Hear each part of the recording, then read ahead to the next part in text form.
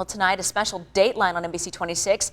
Tom Fassbender, the co-lead investigator in the Stephen Avery case, gave his first television interview.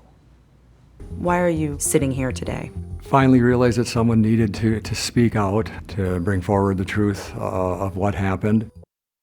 Fassbender responding to allegations that investigators coerced Avery's nephew, Brendan Dassey, into making a false confession in the 2005 murder of Teresa Halbach. Now, it's that confession that led a federal magistrate judge to overturn Dassey's conviction late in August, saying Dassey's constitutional rights were violated. Tonight, the case is in the hands of a federal appeals court panel.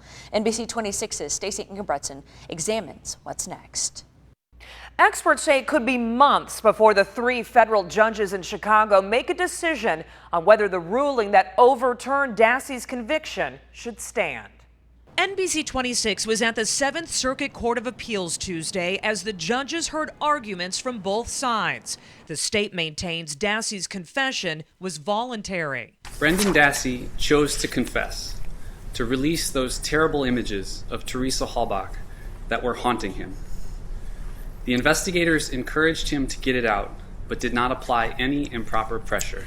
State attorneys also argued Dassey provided information to investigators only he would know if he were at the scene of the crime.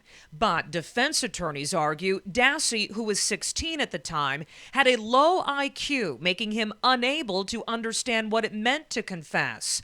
They also claim interrogators made false promises of leniency and fed Dassey facts about the case to coerce a confession. They teach him the answer that they're looking for. Legal analyst Avi Burke predicts it could take until the end of summer before the 3 judges issue their written decision. After that, either side could file a petition to have the full Circuit Court of Appeals hear the case. They could even take it all the way to the nation's highest court. But the justices can choose not to hear the case. I don't know that this raises enough novel or interesting issues that it would go to the Supreme Court. If the federal judge's ruling last year tossing out Dassey's confession and conviction is upheld, the state will have to decide whether they want Dassey to go on trial again. I'm not sure if the state has enough evidence to convict Brendan Dassey beyond a reasonable doubt without his confession. Former special prosecutor Ken Kratz isn't so sure. Only one of the 6 confessions, or one of the 6 statements, I should say, that Brendan Dassey made is up for consideration today. If the state loses, the state still has 5 statements. So far, the state is not set if they would pursue a retrial.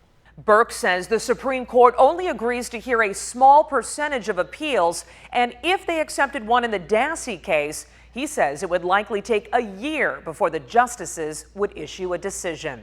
Stacey Ingebretson, NBC 26.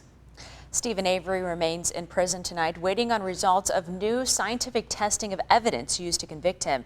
His attorney, Kathleen Zellner, claims she is confident his conviction will be overturned.